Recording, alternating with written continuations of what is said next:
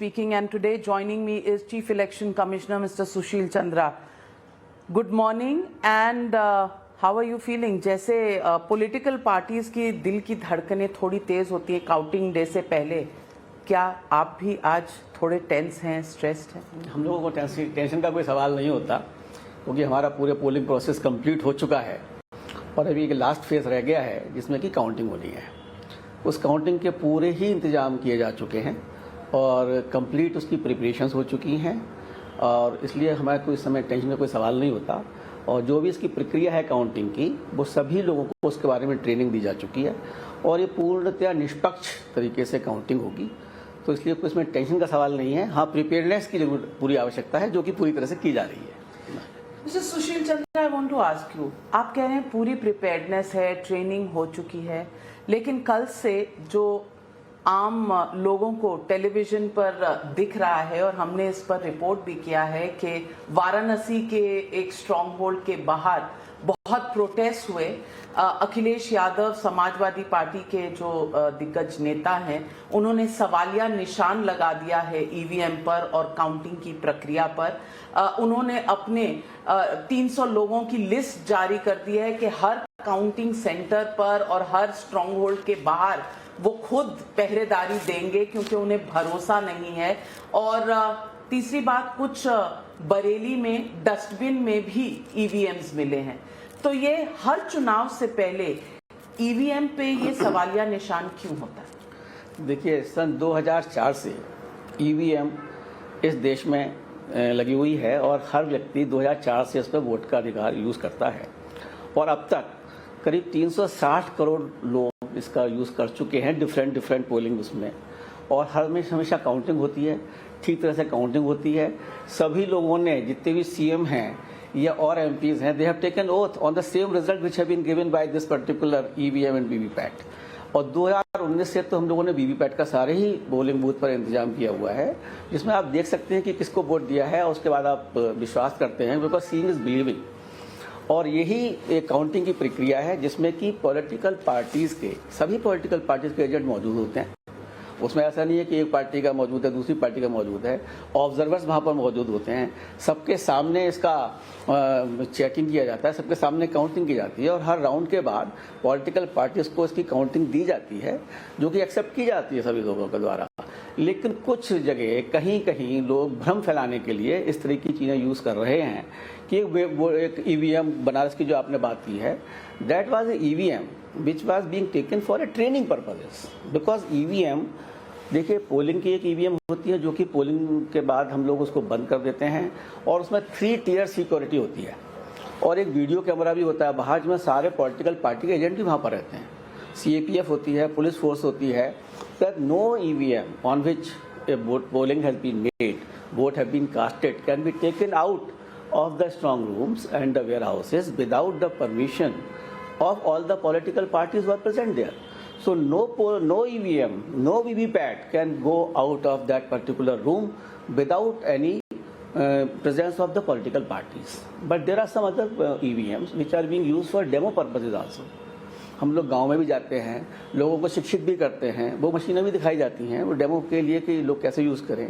Similarly training के लिए कल की जो वारदात है उसमें डेमो का तो कोई सवाल नहीं उठता, क्योंकि पोलिंग तो हो चुकी थी। हाँ, आखिरी फेज इसे खाली ट्रेनिंग के लिए, ये केवल ट्रेनिंग के लिए गई थी। तो और ट्रेनिंग की अलग दिन पहले होती है। हाँ, कुछ लोगों की जो ट्रेनिंग, क्योंकि वहाँ का फेज परसों ही 7 को ही खत्म हुआ था, last phase was done on 7th. So it was being done over a training for the officials of that particular district. It was not for the other persons. So said, how can we count here? So their machines were absolutely separate. क्या इन पर कोई निशान होते हैं जो बता सकते हैं कि कौन से ऐसे ईवीएम मशीन हैं जो ट्रेनिंग के लिए यूज हो रहे हैं, कौन से ऐसे हैं जिनमें वोट सारे कैद हैं? देखिए, इन सबके नंबर होते हैं नागरिका जी, और इसलिए रात को जैसे वही लोग इकट्ठे हुए तो उनको बताया गया कि आप नंबर चेक कीजिए कि ये मशीन कौन सी मशीनें हैं। वो सब लोग इकट्ठे हुए, उनको सारे नंबर चेक कराए गए। उसके बाद वो सेटिस्फाई हुए कि हाँ, ये वो मशीनें नहीं हैं जहाँ पर कि पोलिंग हुई है, ये मशीनें ट्रेनिंग के लिए यूज़ हुई हैं। तो ट्रेनिंग भी कराना आवश्यक है और डेमो कराना भी आवश्यक है। आज तक ऐसी कोई मशीन नहीं है जो कभी किसी पोलिंग वेयर हाउस से, जहाँ पर वोट हो चुके हैं, वहाँ से निकल कर बाहर आई। ये आज तक ही नहीं हुआ। तो आप कह रहे हैं कि वहां पे सारी पॉलिटिकल पार्टीज अब सेटिस्फाइड हैं, तो इतने सवालिया निशान क्यों उठा रही है समाजवादी पार्टी? देखिए, आज तक कितने दिन से चल रही है, मैंने जैसे आपको बताया 2004 से। लेकिन देखिए, कहीं भी कोई चीज़ होती है तो भ्रम फैलाने के हिसाब से, जो मैं चाहूँगा कि आपके माध्यम से ये भी कह सकें कि भ्रम की कोई आवश्यकता नहीं है।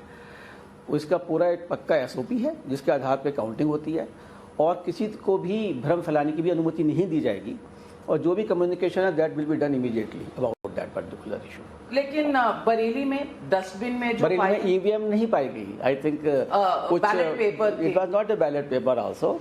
हम जब भी मशीन को, ये बरेली में नहीं था, बस्ती का है शायद ये जो आप जिक्र कर रही हैं, वहाँ पर क्या हुआ था, ये मशीन होती है, उसको कमीशनिंग करने से पहले जब ये सिंबल लोडिंग की जाती है वीवीपैट में, उसके बाद उसको ट्रायल किया जाता है कि सही है नहीं है, और वो भी सब पॉलिटिकल पार्टीज के सामने ही किया जाता है। ये नहीं कि कोई वीवीपैट और EVM पर कोई भी चीज़ सब पॉलिटिकल पार्टी के सामने की जाती है, ये कभी अकेले नहीं की जाती है। तो जब वो मशीनिंग कमीशनिंग से पहले जब उसमें देखा गया कि सिंबल सही तरह से लोड हो गए हैं, उस तरह की कुछ पर्चियाँ थी, और उसको ECI का एक पूरा एक SOP है कि this should be shredded. Actually उस ऑफिसर ने श्रेड नहीं किया था और उसको इसी तरह से फेंक दिया था कि they are not the polled purchase. With the result, as soon as we have come to know, we have suspended that officer, and that was not again the polled purchase at all. That much we can assure you. We can make a very categorical statement about it, that anything which has been voted, which has been polled, is strongly safe, secured, transparent, and is in front of each and every political party. Chief election commissioner ji, मैं आपसे सवाल जो पूछना चाहती हूँ वो ये, और ये हमने बंगाल के चुनाव में भी देखा था, और आज तक इस बात पर तू मैं चल रही है पॉलिटिकल पार्टीज के बीच में कि चुनाव की काउंटिंग वाले दिन और उसके बाद वायलेंस हुई थी। ये वायलेंस और इस लॉ एंड ऑर्डर के लिए कौन जिम्मेदार है, ये क्यों हुई, ये EVM पर सवालिया निशान था इसलिए हुई?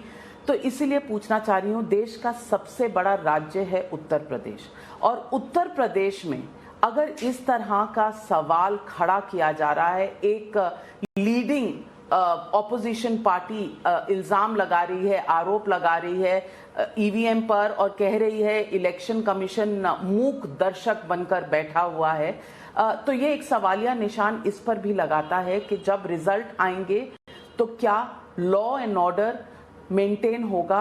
क्या हम बंगाल जैसी वायलेंस देखेंगे? बिल्कुल नहीं, बिल्कुल ही नहीं देखी जाएगी। जैसा कि मैंने पहले ही बताया आपको, काउंटिंग के लिए सुप्रीम कोर्ट ने भी इस चीज़ को चेक किया था। सुप्रीम कोर्ट ने भी जो डायरेक्शन दी थी उसके हिसाब से पूर्णतः इसको फॉलो किया जा रहा है। और जो वीवीपैट है, हर असेंबली कॉन्स्टिट्यूंसीज में 5 वीवीपैट चेक की जाती हैं, और हमने पिछले इलेक्शंस में भी इनको चेक किया, एक भी गलती नहीं पाई गई। It means it is absolutely sync with that. So person should have to accept it actually. That is my point to you, that all political parties will have to accept the result which has been given by the EVM. It is not the result given by the EVM, it is the result given by the voters of this country. And that we should adopt it and we should accept it with all humility and with all confidence at our command on that particular thing. तो आप कह रहे हैं कि ये जो EVM पे इस वक्त सवालिया निशान हो रहा है, ये रिजल्ट आने से पहले लोग एक्सेप्ट नहीं कर रहे? अब ये देखिए, ये उनका अपना आकलन है इसके बारे में, और आप लोग अपने एग्जिट पोल देते हैं और उनका आकलन है। हमारा काम as a facilitator, ECI I always see as a facilitator and regulator with the aim of that all the voter can cast their vote in a perfect atmosphere. There should be absolutely proper facilitation to the voter to cast the vote. There should be absolutely proper consideration of all the genuine difficulties of the political parties, because they are the stakeholders into this. So as far as the election commission is concerned, election commission ने हर political parties को जो भी उनका concern था सुना है, चाहे वो कोई सी भी पार्टी हो, और उन्होंने हमसे अगर आज का टाइम मांगा है, 2 घंटे पहले भी टाइम मांगा है, तो हमने उनको टाइम दिया है और सुना है, और उनकी उचित डिमांड पर कार्यवाही भी की हुई है। तो ऐसा नहीं है कि नहीं किया है, कई जगह डिस्ट्रिक्ट इलेक्शन ऑफिसर को ट्रांसफर किया गया है। वाराणसी में रीपोल होगा? रीपोल की क्या आवश्यकता है? रीपोल की तो कोई आवश्यकता ही नहीं है इसमें। और कहीं पूरे यूपी में मैं आपको बताऊं कि कितना अच्छा पोल मैनेजमेंट इस बार हुआ है, और हमारे दर्शकों को सबको आपको मालूम होना चाहिए, क्योंकि इस पर्टिकुलर इलेक्शन प्रोसेस में 18.4 करोड़ वोटर्स थे। और इन सबको इन लोगों ने बहुत ही अच्छी तरीके से इस बार बहुत ही शांतिपूर्वक हर पोलिंग बूथ पर वोटिंग प्रोसेस हुआ है। और जैसा कि आपने भी देखा कि किसी तरह की यूपी में या पंजाब में किसी भी 5 स्टेट में कोई वायलेंस नहीं हुई इस बार। So for that, my voters, the political parties are absolutely to be credited about this thing. They have to be appreciated that the polling process has been absolutely peaceful. And as far as the repoll is concerned, which I will let you know, in UP, out of how many constituencies are there? 403. And polling stations in all the places, 2,15,000 polling stations, which are 30,000 more than the last 2017 election. Only 2 repoll has been done in UP, and only around 17 or 18 repoll has been done in Manipur. In other states, there has been no repoll. So the polling management was so good, so clear, so transparent that there was no need of any repoll into this in the whole process. पर ये क्यों होता है कि हर चुनाव के result से पहले सुप्रीम कोर्ट में याचिका आती है? कल भी सुप्रीम कोर्ट में याचिका थी वीवीपैट को लेकर। कोई खास चिंता आपको हुई इस बात से कि चुनाव के रिजल्ट के एक दिन पहले अगर इस तरह की याचिकाएं आए तो पूरा इलेक्शन प्रोसेस क्या उस पर सवालिया निशान नहीं लगता?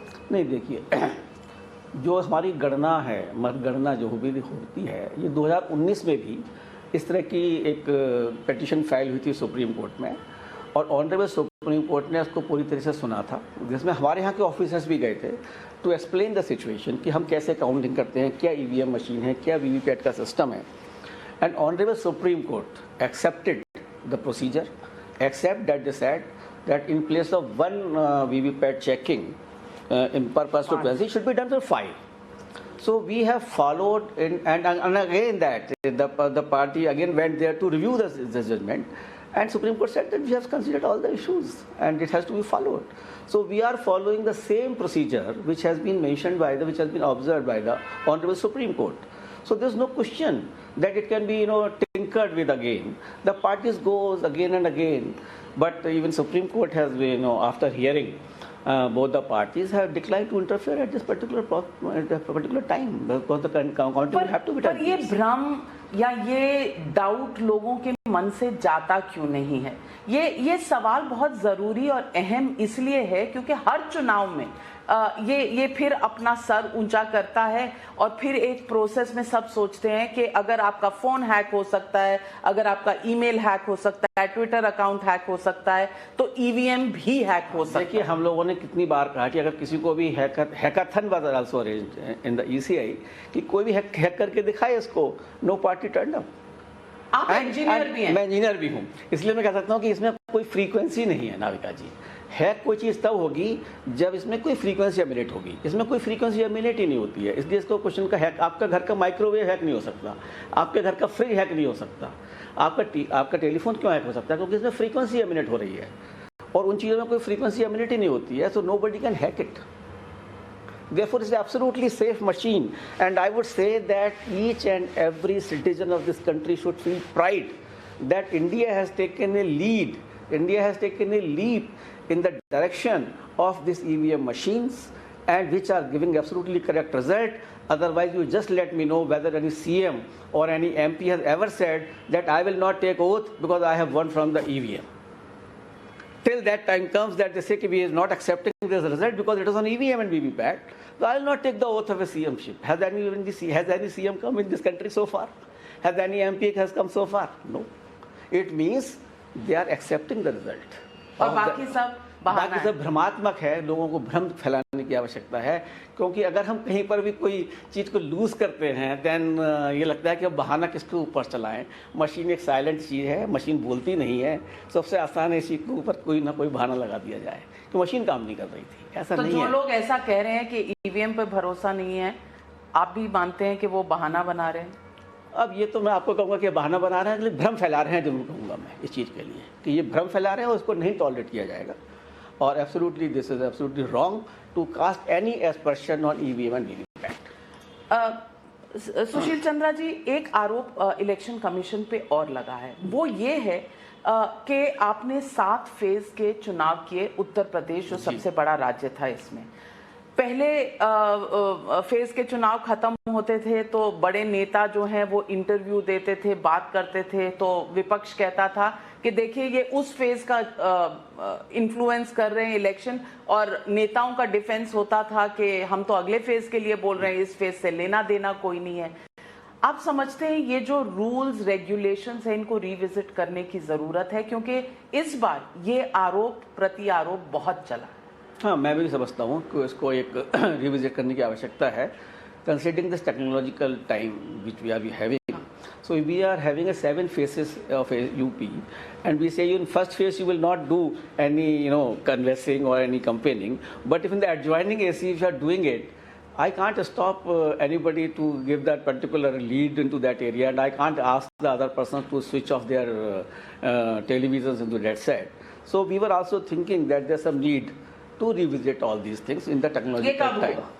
अब ये तो देखिए, it will take time because the law will be pass by the parliament. We will try and we will take the, ये तो रूल्स एंड रेगुलेशंस के तहत भी आ सकता है. अभी भी हम लोगों ने जो किया हुआ है, अगर आपको शायद ध्यान हो, तो एक कमेटी सेट की थी और उसने इस चीज़ को बहुत क्लियरली एक फाइंडिंग दी थी. उसके बाद हमने 2019 में एक अपनी इंस्ट्रक्शन भी निकाली थी कि मल्टी फेज जहाँ पर भी होगा, तो अगर किसी दूसरी कंस्टिट्यूएंसी में कोई आदमी या कोई भी प्रचार कर रहा है इस चीज़ के बारे में, he will not mention about the first constituency and seeking the vote for the candidate of the first constituencies or the first phase, sorry, not the constituency, first phase. So that should be segregated actually. So because पर ये constituency wise थोड़ी vote मांगे जाते हैं. आप अगर एक phase की कॉन्स्टिट्यूएंसीज हैं और अगला फेज 2 दिन बाद है, तो आप 20 किलोमीटर दूर कहीं पर अपना रैली अगर कर लें, आपको कॉन्स्टिट्यूएंसी का नाम लेने की जरूरत नहीं है. तो कहीं ना कहीं ये जो रूल है, ये कहीं ग्रे एरिया इनफ्रक्चुअस हो जाता है to implement. I think there is some need to revisit this particular. तो ये कब होगा और क्या टाइम फ्रेम रहेगा? देखिए, मैं टाइम फ्रेम इसके लिए बारे में नहीं बता सकता, because that will have to be again and for changing, because this is under rule under section 126 of the RP act. So for that the RP act will have to be changed altogether. Sushil Chandra ji, एक जो constant आरोप लगता है election commission पे कि आप हमेशा favour करते हैं रूलिंग पार्टी को, वो क्योंकि लॉ एंड ऑर्डर हो या तमाम कानून उनके हाथ में होता है, तो कहीं ना कहीं, और इस केस में अगर आप उत्तर प्रदेश को देख लें और सेंटर में, दोनों जगह एक ही पार्टी की सरकार है. क्या इलेक्शन कमीशन पर कहीं ना कहीं एक दबाव होता है? नहीं, ये एक जो आपने बोला ये बहुत ही निराधार है, बल्कि मैं नहीं कहूँगा, मैं इसको बिल्कुल निराधार कहूँगा इस चीज़ को, क्योंकि एक election commission is very independent organisation and constitutional organisation. Therefore पर आपकी अपॉइंटमेंट तो सरकार करती है, तो उससे क्या फ़र्क पड़ता है? सरकार तो सभी की अपॉइंटमेंट करती है, लेकिन जब आप एक पर्टिकुलर पोस्ट पर होते हैं, then you are governed by that article of that constitution. और अगर आप चीज़ों को देखें, क्योंकि हर चीज़ के पीछे एक देखना पड़ेगा कि हमने किसके खिलाफ कार्यवाही की, किसके खिलाफ कार्यवाही नहीं की, क्या एक निष्पक्ष तरीके से ईसीआई ने काम किया या नहीं किया. तो आप खुद देखेंगे कि अगर हमने किसी भी एमसीसी का कहीं वायोलेशन किया गया है, तो irrespective of any party the action has been taken. Not true. लोग कहते हैं कि लोगों की बात पर नहीं जाइएगा नारिका जी. अगर कोई ऐसी चीज़ हो तो आप हमें बताइए. देखिए, ऐसा है, पूरा election, number 1, we put observers in each and every constituency. Then we put special observers to oversee the whole situation, and they ensure the neutrality and the impartiality. I will agree with you that 100% it should be neutral and impartial, and to maintain that, we have devised this particular system of observers. If observers are sent from a different state altogether, if a observer is being sent to UP, he has to be from the outside UP, so that he can see what DO is doing, what your other officers are doing, whether it is in accordance with the absolutely the guidelines of the ECI or not. So to maintain neutrality and impartiality, these observers, special observers, are being appointed. During these elections also we have appointed 900. Uttar Pradesh में आप उत्तर प्रदेश के बाहर से observers भेज देंगे, लेकिन central government के अधीन तो सब आते हैं. तो जो बड़े नेता होते हैं, जो मिनिस्टर्स होते हैं, या प्रधानमंत्री होते हैं, गृह मंत्री होते हैं, ये जब जाते हैं, बोलते हैं, तो आरोप तो लगता है कि आप उनको कुछ नहीं कहते, आप सिर्फ रीजनल पार्टीज के ऊपर अपना डंडा चलाते? नहीं, ऐसा नहीं है। अगर आप ये देखें कि हमने एमसीसी में किन किन लोगों को रोका इस बार या किन किन के खिलाफ स्ट्रक्चर्स पास किए हैं, तो आपको शायद ज़्यादा तस्वीर क्लैरिटी से आ जाएगी। और इस बार हमने something around 2300 FIRs have been filed for violation of MCC and for violation of COVID-19 rules also. This is one of the highest percentages of the FIRs which have been filed. FIR का होता क्या है बाद में? In FIRs के बाद इसके ऊपर एक्शन भी लिया जाता है. Some persons are fined, some persons are given a slight imprisonment also. So actions are being taken, and ultimately that atmosphere will have to be created that no party can take these things in their hand, whether it's again you say central party or the regional party. So if you see the backing of the total the breakup of these 2,217 FIRs which have been filed, you will find all parties are there. Similarly, if you see that the persons who have been prohibited for campaigning, I think the situation will be much more clear to you. मैं आपसे पूछना चाहती हूँ, कोविड-19 की आपने बात की, अब मेरे ख्याल से ये दूसरा स्टेट इलेक्शन है। आई थिंक ये पहला वाला बंगाल का इलेक्शन था, चुनाव का इलेक्शन है ये। पहला था बिहार का, जो हमने 2020 में करवाया। बिहार का, उसमें तो कुछ खास प्रोटोकॉल्स फॉलो नहीं हुए थे और क्रिटिसिज्म हुई थी। बंगाल के दौरान जब आपके प्रीडिसेसर थे तब एक इलेक्शन हुआ, तो ये तीसरा चुनाव है जो कोविड प्रोटोकॉल के तहत हुआ है। How difficult is it? And this time लोगों का कहना है कि आप बहुत स्ट्रिक्ट रहे, कहीं तो आपने रैली नहीं करने दी, वर्चुअल रैली हुई, उससे भी पॉलिटिकल पार्टीज को थोड़ा खामियाजा हुआ है, क्योंकि समाजवादी पार्टी का खास करके ये कहना है कि जितने संसाधन सेंट्रल गवर्नमेंट में रहने वाली पार्टी के पास, बीजेपी के पास हैं, उतने शायद रीजनल पार्टीज के पास नहीं है। आप समझते हैं this creates slightly imperfect battleground? No, not at all. Again, I would say that because it was a very big challenge to conduct the elections during COVID. When we started our preparations from the month of September or October, there was no Omicron at all. So we were preparing according to that at least we were hoping that this elections will be absolutely free from COVID. But as soon as we came to know near to the elections, and when all parties said that we want elections in time, because we had a consultation with all political parties in wherever we have gone. So the whole challenge was before the commission as to how to conduct elections during Omicron. So we had a meeting with the Union Health Secretary and our health secretaries of the state. We also see the chief secretaries, and we see how is the COVID preparedness into those states also, how much vaccination has been done, what is the position. We find that in two states that vaccination was absolutely proper, like in Goa and Uttarakhand, it was 100% doses, but in other states it was not like that. So a decision will have to be taken as to how my vote and voters both should be safe. So that was a very big challenge before the commission as such. So we took a decision that though we will go ahead for the elections, but at least considering these factors, there will be no rallies. There will be absolutely no rallies, at least in the first week when we announce the elections. And as you know, that during that particular period, even the candidates are not finalized. Their candidates are finalized much later. I think the 28th was the last date when the candidates were finalized. So we said that immediately there will be no rallies. You will go home to home. You will meet the persons. You can converse into the person, and the persons are very happy. I am telling you that I got the feedback other way around by the voters that we are very happy that the persons have come to our home, and we could see our leaders who are coming to home and telling us what is to be done, which used to be done earlier, not now. So persons were having very good in the sense that we did not allow COVID to spread at all. And every week we reviewed the situation, and without asking from any political parties, we slowly, gradually, and in a graded fashion allowed the persons to hold with 500 persons, then with 1,000 persons, then it was absolutely fine. And we could also see that the vaccination was much upgraded into various states. And today I can say absolutely with confidence that the chief secretary, the health secretaries were absolutely confident that there will be a vaccination will be much higher. And today, at least in 4 states out of 5, the first dose is 100% to everyone. So when we saw that the vaccination has been done to the persons, the Omicron is slightly less, then we started gradually the rallies, and nobody, not even a single party, Amika ji, I will let you know, not even a single party approached to the commission that you should open the rallies, because suo motu we were doing. Not even the first week anybody came to us.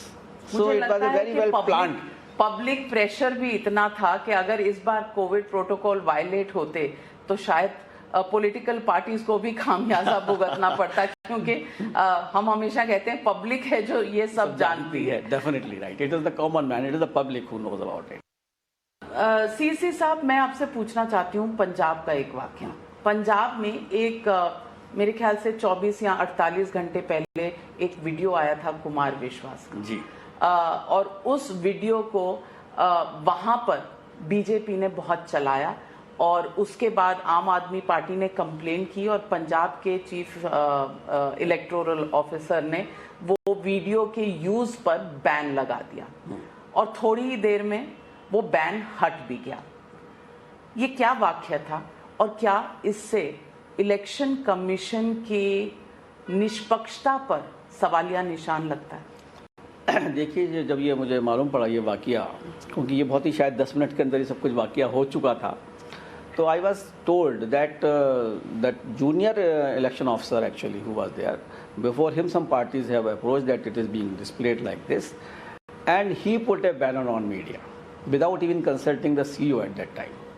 So when we inquired from the CEO that what is happening and can you put a media ban onto a particular this thing, what is so objectionable about it? So he made the inquiry and immediately he found out that it was not accordance to the MCC violations and he opened it up immediately because it was not that some pressure was there. The standard operating procedure के खिलाफ काम किया election junior officer ने, he did not take the permission from the CEO to examine it. तो यानी कि खिलाफत हो सकती है। स्टैंडर्ड ऑपरेटिंग प्रोसीजर में लूप होल है जिसके तहत उसने ऐसा किया। उसमें लूप होल नहीं है, एक इंटरप्रिटेशन का सवाल होता है कि अगर किसी ने गलत इंटरप्रिटेट कर लिया उस चीज को, because he was suppose to look into the MCMC committee in which the advertisement is to be certified by the MCMC committee, it is not the content of a particular political speech और any otherwise. So therefore he misinterpreted it. Not only that it was something wrong on his part, he misinterpreted this, and as soon as it came to his notice, the senior person came to notice, he changed it.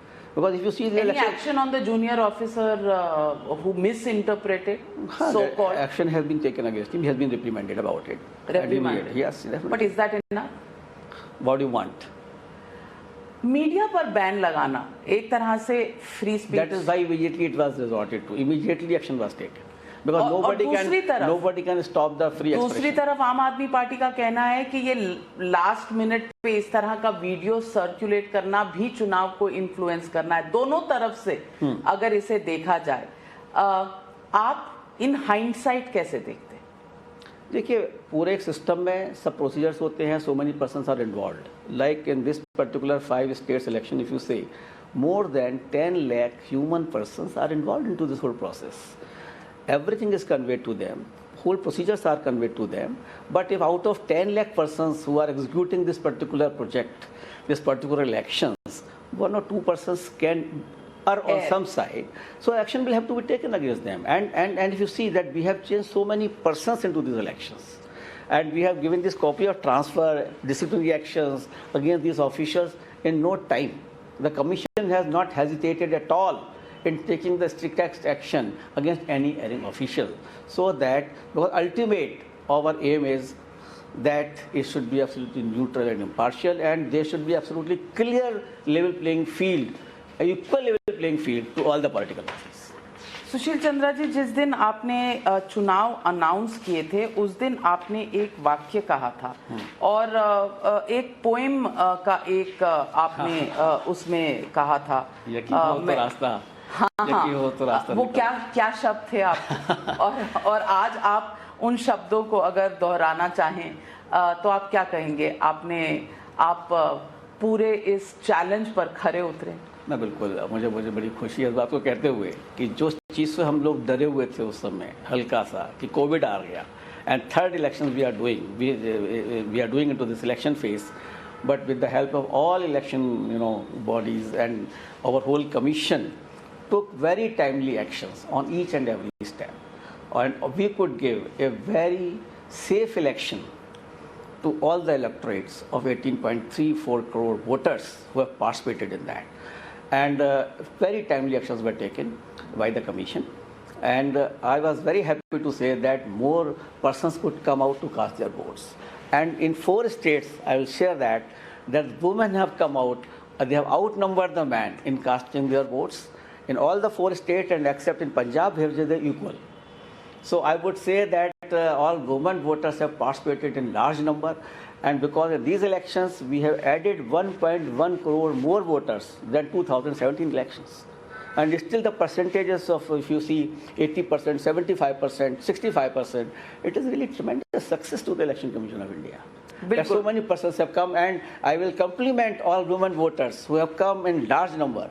And it was, so difficult, because we had to deploy our all lady BLOs to go to village and village, talk to those persons, come out, enroll themselves. We put 1900 all women polling stations. All women polling stations. औरतों की ताकत से तो मैं भी इनकार नहीं इसलिए मैं आपको बता रहा हूँ कि now they are the determining factor into the all politics and all electioneering. So that is why I'm yesterday only. इस बात पर मैं पूरी सहमति है कि औरतें आगे बढ़ रही हैं, महिलाएं आगे बढ़ रही हैं और रास्ता दिखा रही हैं, अच्छी बात है इस देश में. लेकिन मैं पूछना चाहती हूँ, 24 घंटे पहले चुनाव की जो रिजल्ट गिनने की प्रक्रिया है, and I want to ask you in full responsibility, will there be special measures that will be taken so that we don't see violence, because थोड़ा सा edginess, restiveness नजर आ रहा है कुछ इलाकों में. तो yes, commission is taking all precautions for that, and commission has taken all measures, and we are in directly touch with all the DOs and the police officials over there, and we have deployed CAPF also in counting centers, and all necessary measures are being taken so that it should be absolutely peaceful, counting also, and we will take all measures. Any special message to political parties? Political parties, I would say that they should be absolutely have a faith in our voters. They should accept the verdict which is given by the voters, and they should not become edgy they should not blame any other persons, I think, except their own governance issues. That's all. यकीन हो तो कोई रास्ता निकलता है, हवा की ओट भी लेकर चिराग जलता है.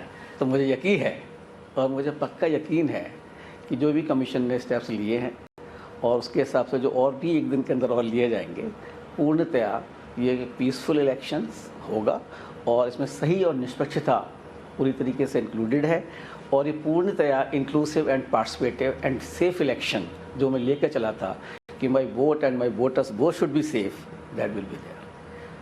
जाते जाते एक ह्यूमरस हास्य सवाल पूछना चाहती हूँ. आप भी उत्तर प्रदेश के रहने वाले हैं, तो आजकल उत्तर प्रदेश में तो एक ही सवाल चल रहा है, आएगा तो क्वेश्चन मार्क. आपके हिसाब से कौन आ रहा है? मैं तो बता ही नहीं सकता, ये तो आप ही बता सकती हैं. आपने एग्जिट पोल किए हैं, मैं तो खाली जैसे मैंने आपको बताया कि मैं तो एक फैसिलिटेटर हूँ, कि वोटर को मशीन तक पहुँचाता हूँ, मशीन को काउंट करवाता हूँ. बाकी तो अल्टीमेटली कॉमन मैन ही है जो बताएगा कि कौन आएगा. Sushil Chandra ji, chief election commissioner, thank you very much for joining me, and बेबाक तरीके से सारे सवालों के जवाब देने के लिए आपका बहुत बहुत धन्यवाद. Thank you very much Navika ji, so nice.